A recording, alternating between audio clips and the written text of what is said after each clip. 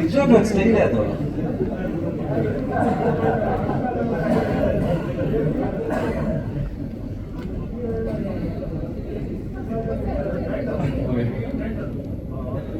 ಎಲ್ಲರಿಗೂ ನಮಸ್ಕಾರ.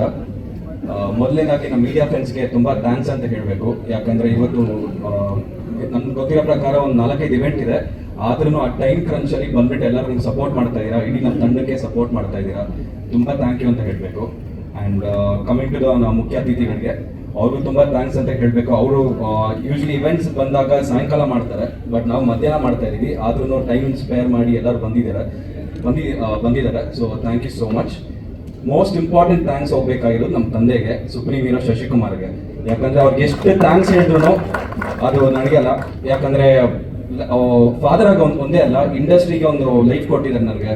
ಆ್ಯಂಡ್ ಪ್ರತಿ ಹೆಜ್ಜೆಗೂ ಅವ್ರನ್ನ ಜೊತೆಲೇ ಇದ್ದಾರೆ, ಸಪೋರ್ಟ್ ಮಾಡ್ತಾ ಇರ್ತಾರೆ. ಅದೆಷ್ಟು ಥ್ಯಾಂಕ್ಸ್ ಹೇಳಿದ್ರು ಸಾಕಾಗಲ್ಲ. So thank you so much. ಇವತ್ತು ಬಂದ 3ನೇ ಚಿತ್ರಗೂ ನೀವು ರಿಲೀಸ್ ಮಾಡ್ತಾ ಇದ್ದೀರಾ, ಸಪೋರ್ಟ್ ಮಾಡ್ತಾ ಇದ್ದೀರಾ, ನಮ್ಮ ಇಡೀ ಟೀಮ್ ಸಪೋರ್ಟ್ ಮಾಡ್ತಾ ಇದ್ದೀರಾ. So thank you so much. And ಹಾಗೆ ನಮ್ಮ ಫ್ಯಾಮಿಲಿ ಮೆಂಬರ್ಸು ಬಂದಿದ್ದಾರೆ, ಎಷ್ಟೊಂದು ಇವೆಂಟ್ಸ್ ಅನ್ನು ಬಂದಿದ್ದಾರೆ. ಅವ್ರು ಬರಲ್ಲ ಅಂದ್ರೂ ಫೋರ್ಸ್ ಮಾಡ್ಕೊಂಡು ಕರ್ಕೊಂಡ್ ಬಂದಿದ್ದೀನಿ.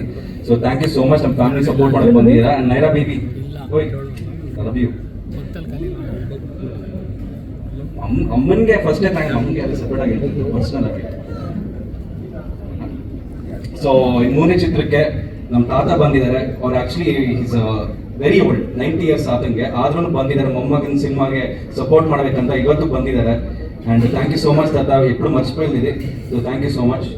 ಆ್ಯಂಡ್ ಆಬ್ವಿಯಸ್ಲಿ ನೀವೆಲ್ಲರೂ ನನ್ನ ಫ್ಯಾಮಿಲಿ ಫ್ರೆಂಡ್ಸೇ. ಸೊ ಎಲ್ಲರಿಗೂ ಥ್ಯಾಂಕ್ಸ್ ಅಂತ ಪದೇ ಹೇಳ್ತಾನೆ ಇರ್ತೀನಿ.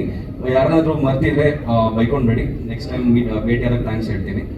ಸೊ ಕಮಿಂಗ್ ಟು ರಾಶಿ, ನಿಮ್ಗೆಲ್ಲರಿಗೂ ಟೈಟ್ಲ್ ಇಷ್ಟ ಆಗಿದೆ ಅಂತ ಅನಿಸ್ತಾ ಇದೆ ನನಗೆ. ಯಾಕಂದ್ರೆ ನನಗೆ ತುಂಬ ಇಷ್ಟ ಆಯಿತು. ಆ್ಯಂಡ್ ಆಬ್ವಿಯಸ್ಲಿ ರಾಶಿ ಅಂತ ಬಂದಾಗ ಅದು ಏನಕ್ಕೆ ರಾಶಿ ಅಂತ ಇಟ್ಟಿದ್ದಾರೆ ಅಂತ ನಿಮ್ಗೆ ಪ್ರಶ್ನೆ ಇದೆ ಅಂತ ಅನಿಸುತ್ತೆ. ಸೊ ಅದನ್ನು ಡೈರೆಕ್ಟರ್ನ ಕೇಳಿ, ಅದು ಉತ್ತರ ಕೊಡ್ತಾರೆ ನಮ್ಮ ಡೈರೆಕ್ಟ್ರು ಏನಕ್ಕೆ ರಾಶಿ ಇಟ್ಟಿದ್ದಾರೆ ಅಂತ.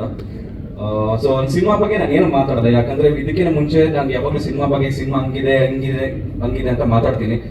ಸಿನಿಮಾ ಅಂತೂ ಸ್ಟೋರಿ ಸೂಪರ್ ಆಗಿದೆ, ಅದಕ್ಕೆ ನಾನು ಒಪ್ಕೊಂಡಿದ್ದು ಮಾಡೋಕ್ಕಂತ. ಹಾಗೆ ನಮ್ಮ ಪ್ರೊಡ್ಯೂಸರು ತುಂಬ ಸ್ಟಾರ್ಟಿಂಗಲ್ಲಿ ಫ್ರೆಂಡಾಗಿ ಪರಿಚಯ ಆಗಿದ್ದು.